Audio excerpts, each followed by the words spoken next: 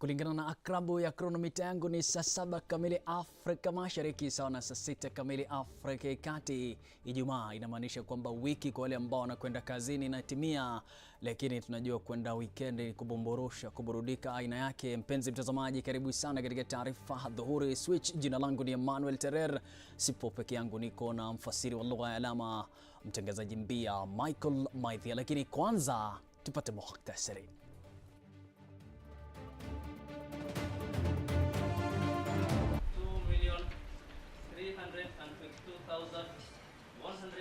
was received by your son, Jerry Zachary Okoth, from Jared Peter Odoyo. Sichochei kuondolewa kwa gavana Obado, Seneta Ochilo Ayako ajitetea. Ni kama wazazi tumejua previous record zake na pia tumeona vile amekuwa akifanya kazi. Maendeleo ya wanawake eneo la Mlima Kenya wamshtumu naibu wa rais William Ruto kwa kuongoza njama za kisiasa dhidi ya Kemsa.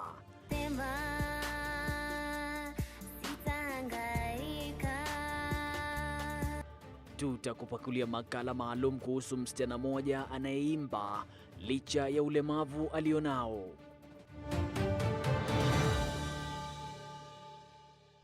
Ni burudani aina yake, mpenzi mtazamaji, utataka kubanduka maana kuna mengi tumekuandalia mtazamaji. Katika kipindi cha wiki mbili zijazo, huenda ukakosa huduma za serikali za kaunti ikiwemo za afya, ikiwa mgogoro wa ugavi wa mapato kwenye kaunti uliopo katika seneti hautatatuliwa. Akisuta vikali seneti, gavana wa Makueni Kivutha Kibwana anasema kuwa kwa miezi mitatu sasa wameshindwa kulipa wafanyikazi wa kaunti. Kauli yake inajiri baada ya baraza la magavana hapo jana kusema kuwa wataanzisha mchakato kuliondoa bunge la seneti. It is Senate which is shutting down the counties, because if Senate does not provide resources to the counties, you cannot run. This is now the third month without salaries. We will now, we had July, we had August, now we are into September. And apart from salaries, particularly for the COVID, the health ministry, which is battling with COVID, then it means that all development cannot happen because there is no money for it. So in effect, by this prolonged stalemate by Senate, they have actually shut the counties. So it is not like really the governance as such, because you can't run a government without money, and there is practice abroad. Tayari kupitia 22999 kuna moja na kwenda kwa jina la Nyangena David anafuatilia sana kutoka Mumias, vile vile kuna Wycliffe kutoka Taita Taveta, asante vile vile ni Murithi kutoka Meru, shabiki sugu sana wa matangazo, Shwari kutoka runinga Switch. Mpenzi mtazamaji, swali langu sasa hivi ni kuulize kwamba unadhani kaunti zikifungwa kuna mabadiliko katika taifa la Kenya? Unadhani kwamba kaunti zikifungwa kuna mabadiliko katika taifa la Kenya? Nitumia arafa kupitia 22999. Seneta wa Migori Ochilo Ayako amekanusha taarifa kwamba anachochea kuondolewa kwa gavana wa Migori Okoth Obado kutoka kiti cha ugavana ili achaguliwe kuwa gavana wa Migori. Akizungumza na kituo hiki, Ochilo ambaye amekuwa mpinzani wake Obado wa jadi amesema hana haja na kiti cha ugavana kwa sasa na hatma ya kukipigania kiti hicho ifikiapo mwaka 2022 ipo mikononi mwa chama cha ODM. Ochilo aidha amesema bado hastahili kuruhusiwa kuwatumikia wenyeji wa kaunti ya Migori kwa kuwa tuhuma zinazomkabili za uporaji wa fedha za umma ni nzito mno na hastahili kuendelea kufanya kazi kwa sasa. Ochilo alikuwa mpinzani wa Obado wakati wa uaniaji wa kiti cha ugavana wakati uchaguzi mkuu uliopita. Let me even look at it from a jurisprudential perspective, from a purely legalistic perspective. The people who are essentially the complainants against the governor are the citizens of Migori, are the public servants of Migori. What is their complaint? Their complaint is that certain activities that were being implemented using their taxes ended up in a manner that portrayed contravention of Article 73 of the Constitution, where you cannot put your personal interest ahead of public interest. It is alleged that some of those monies found their ways into the governor's pockets and the pockets of his children. Conflict of interest. The complainants are of the people of Migori. In such a situation, do you think it's morally correct for somebody whose complaint is actively being determined by another arm of government to continue day in, day out, handling the same authority over the organization that have complained about him? Look at it in normal corporate behavior. If you are the holder of an office, like head of HR, like the CEO, and the organization has suspected that something untoward has happened in your office, you would be requested to step aside and allow your deputy to discharge the functions. Unfortunately, there is a lacuna in the Constitution that is creating that paradox, is creating that challenge.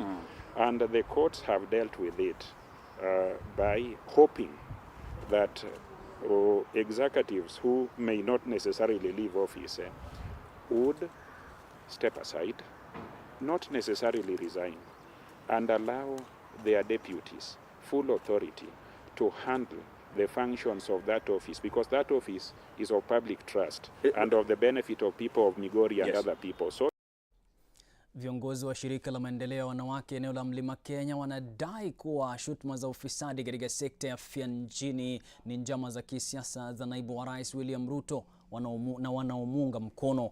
Wakizungumza mjini Nyeri, viongozi hao chini ya makamu mwenyekiti wa kitaifa wa shirika hilo Purity Ngunjiri wamesema Ruto na wanaomuunga mkono wanalenga kumharibia jina waziri wa afya Mutahi Kagwe.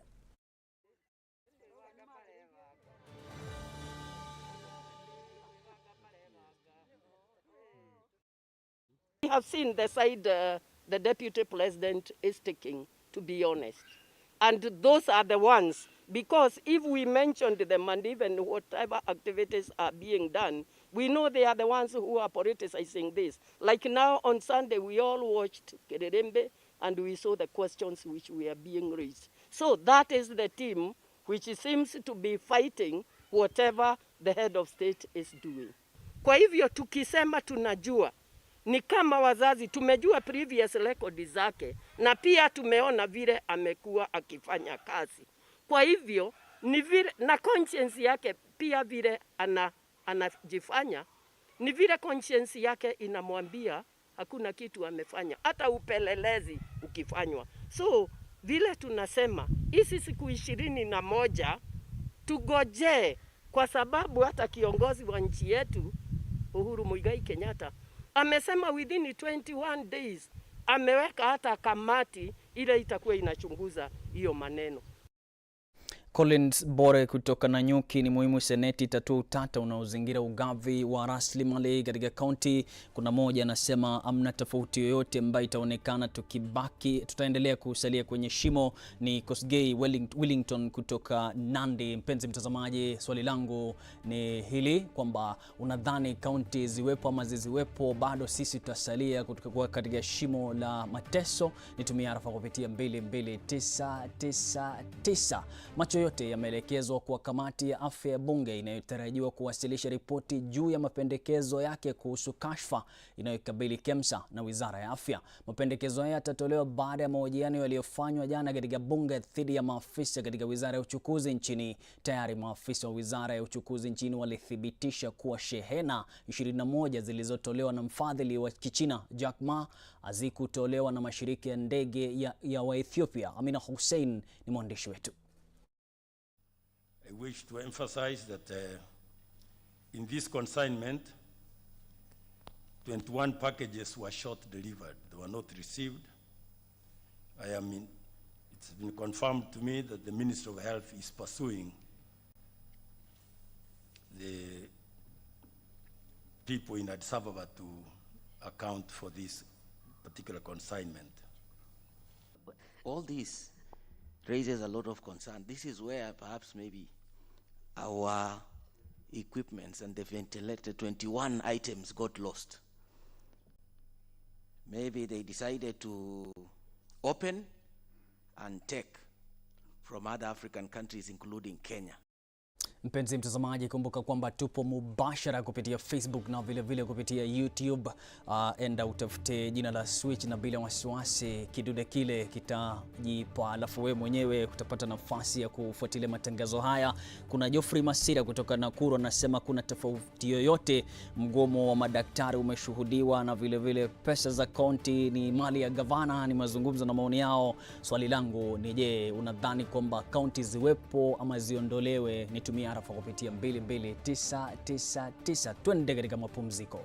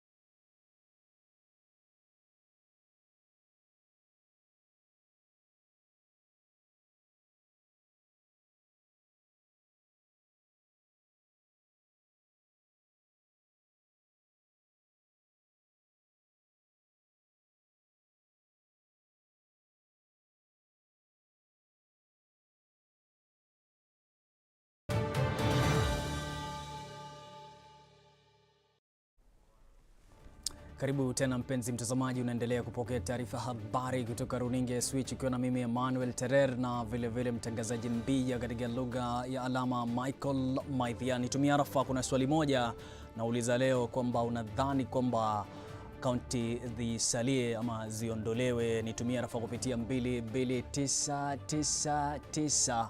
Bila shaka mbunge wa Kandara Alice Wahome ametoa wito kwa mamlaka za uchunguzi nchini kuwashtaki wale waliohusika katika kashfa za fedha za kudhibiti janga la corona. Mbunge huyo pia amemtaka waziri wa afya Mutahi Kagwe pamoja na katibu wake mkuu kujitokeza wasiwasi kunradhi na kuwaeleza Wakenya jinsi pesa hizo zilivyotumika. Sabina Shege ambaye pia ni mwenyekiti wa kamati ya afya katika bunge amesema kuna haja ya kurekebisha njia ya ununuzi unaofanywa na njia ya kidijitali inapaswa kutumiwa ili kuhakikisha kuwa kuna wazi kamili.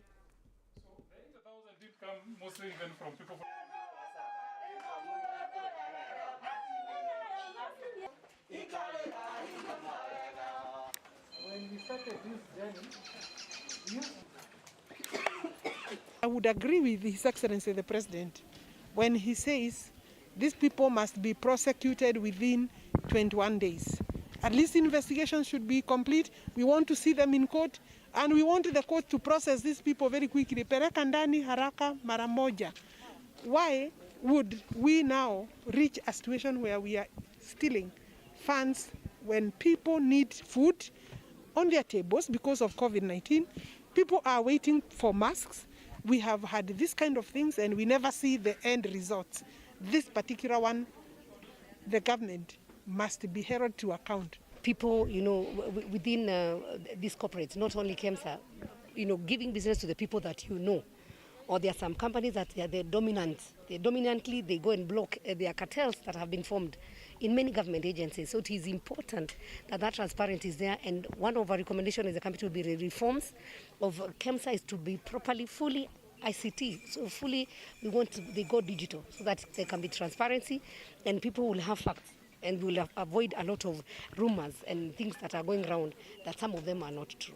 Lema Masai kutoka Loitoktok anasema kuna mabadiliko, matatizo ndio yatakuwa makubwa zaidi kuliko sasa. Viongozi tu warekebishane na wafanye kazi. Vile Geoffrey Masira kutoka Nakuru anasema amna tofauti yoyote, mwananchi wa kawaida amekuwa akiteseka. Ni mimi ni arafa kupitia 22999. Nieleze kaunti ziwepo ama ziondolewe. Uwakilishi wa vijana katika uongozi umekuwa swala lenye utata kwa miaka mingi nchini. Bunge la 12 lina idadi kubwa ya wakilishi wanaopani kuwa wabunge siku za halafu. MP atakuja kuambie, for example, I don't have to give you money, but I can get you to do business with government. And I create a legislation which enables you to actually do business with government. So the next step ni wewe as a young person useme niaje, these tenders are there. It is a law in Kenya. Na unajua all of us are governed by law and even the president is on record saying that. So if Hata hivyo, Rais Uhuru Kenyatta anawalaumu vijana kwa kutojiamini katika kukuza talanta zao. I take the position that the youth must be on their part and have the right mindset, and they must appreciate the essence of self-discipline, hard work, and especially integrity. They must believe in creating wealth and not desiring to be rich using shortcut methods. But because of their social circumstances, young people have a tendency sometimes to disregard themselves. Wito wa Anthony Buluma ni kwa mtoza ushuru anayejaribu kuwatoza ushuru vijana wanaopata riziki kwa kazi za kidijitali, akisema kwamba hatua hiyo itawasononesha vijana. Kwa masuala ya elimu, Samba anaamini kwamba janga la corona limefunua pengo lililopo katika sekta hiyo ya elimu. it's very difficult to tell somebody whose parent has worked to where they are maybe or has means to continue pushing their kid that now you have to stop your life and wait for the other kids. I don't know how to balance between those two situations. Mwaka 2022, vijana wengi wanatarajiwa kushindania viti zaidi bungeni ili kuchukua nafasi zao wanazostahili serikalini. Nyakundi Kelvin, Switch TV. Kuna mmoja anaitwa David Nyangena anasema kaunti zikitolewa hakuna mabadiliko. Vile Kuna wengine wanasema wataingia sana katika ufisadi. Eman James kutoka Mombasa anafuatilia matangazo hayo. Mpenzi mtazamaji, najua wewe umejipata vizuri sana kugundua kwamba una talanta, lakini kuna binti moja sauti yake nyororo kusema ukweli, yafanya kazi ya uimbaji lakini anaishi na ulemavu. Tupate taarifa hiyo. Miguu back bandika back bandua, natua katika mandhari mazuri ambayo yamekuza na kuhifadhi talanta ya uimbaji. Nguni wacha neno lako. Kwa sauti nyororo, nyofu na kutoa nyoka pangoni, Faith anashibisha mishipa yake kwa wimbo huu mtamu unaokata mshazari masikioni mwa binadamu kwa sauti inayovutia mno. I'm not able to go to different places. Like when I'm here, it's difficult for me to move from one place to another because of the hills. Kwa bahati mbaya, Faith Wairimu alizaliwa na mguu mmoja uliopooza ambao baadaye ulikutwa na kovu. Kovu hilo lilisababisha mguu wake ukatwe. My leg was amputated in 2017 because I had a wound and it wasn't getting well. Nilimpata akiwa namna hiyo. Mguu wake haikuwa na sense. Kwa hivyo iliendelea hivyo mpaka daktari akaona lazima atkatwe. Faith anasimulia alivyopambana kukata uchu wa masomo ya walio na hitaji ya kipekee. Hata hivyo anapuuzilia mbali dhana ya kubaguliwa kutokana na hali yake. To a special school, in primary school and in secondary school.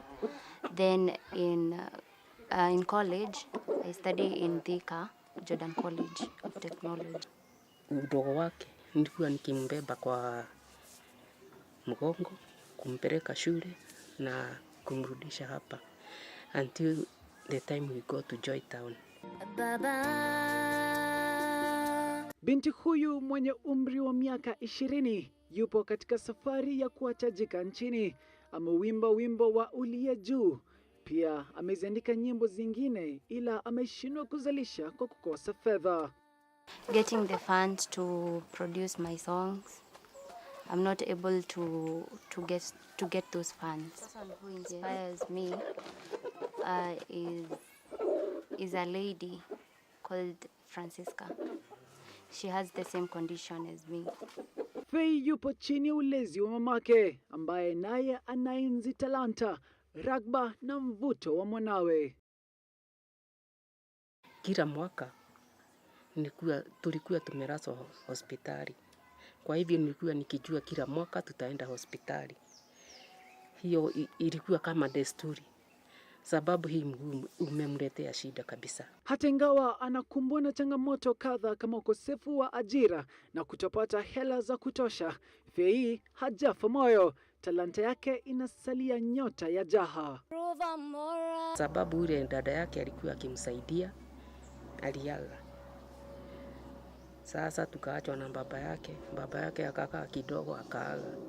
Sasa tuko pamoja na yeye. As a family, we are so happy about Faith. She's trying all she can, and we are standing with her in all. We have supported her. We've been there for her.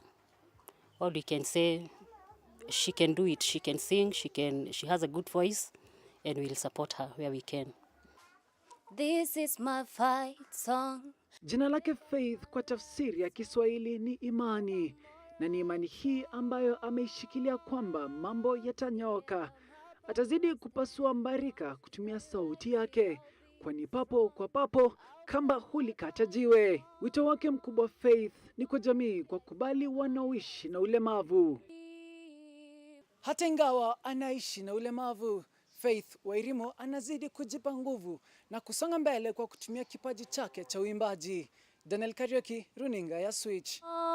And I don't really care if nobody else believes. Ni uandazi wa waandishi wa habari kutoka kwa mwandishi wetu Dan Kariuki. Bila wasiwasi, mpenzi mtazamaji, talanta kama ipo, tunamtakia kile la heri. Kituo cha kurekebisha tabia cha Maritini kimepigwa jeki kwa kukabidhiwa hundi ya milioni 1 kama njia moja ya kupiga vita utumizi wa uraibu wa dawa za kulevya. Ikumbuke kituo hicho cha Maritini kilibuniwa mwaka wa 2008 kwa lengo la kupunguza idadi ya vijana wanaoangamia kutokana na mihadarati. Dan Kariuki anarejea na taarifa hii. Kupigwa jeki huku kunatokea baada ya ushirikiano baina ya mamlaka ya bandari na mamlaka ya kukabili dawa za kulevya nchini almaarufu NACADA. This region is one of the most affected regions in the country, as evidenced by the number of people using drugs, especially the young people in the drug dens and streets. It is against this background that the Maritini Drug Rehabilitation Center was established following a presidential directive in 2015. Kaimu mkurugenzi wa mamlaka ya bandari nchini, mhandisi Rashid Salim, amependekeza kuwepo kwa matibabu na nasaha kwa watu ambao wamepitisha uraibu wa dawa za kulevya. Actually 30% of employees on alcohol abuse, 15% on tobacco, 9% in rat or mira, and 3% on the hard drugs, heroin, cocaine and bangi. Mradi huo wa Maritini uliobuniwa mwaka 2008 unanuiwa kupunguza uraibu wa dawa za kulevya shuleni na katika maeneo ya kufanya kazi mjini Mombasa. Daniel Kariuki, runinga ya Switch. Benjamin Makhohak anasema anafuatilia matangazo yayo na anasema kwamba kaunti ziondolewe ni Flantina ni Kiwongong na kaunti zibaki. Vile vile tumeumia kwa muda wa kutuena, tunazidi kuumia. Lawrence kutoka Isiolo anafuatilia, vile vile kuna Barongo wanafuatilia matangazo haya, na vile vile Davin, nashukuru sana. Kuna wengi wametuma arafa kweli. Kuna bingwa moja anasema nitume salamu kwenda Tanzania kwa wazazi wake. Bila wasiwasi, asante sana kwa kufuatilia matangazo kutoka runinga ya Switch. Lakini mpenzi mtazamaji, kabla niondoke, ni kufahamishe kwamba mwanasiasa asasi aliye na wazazi waliomsusa ankwenda Movyongo.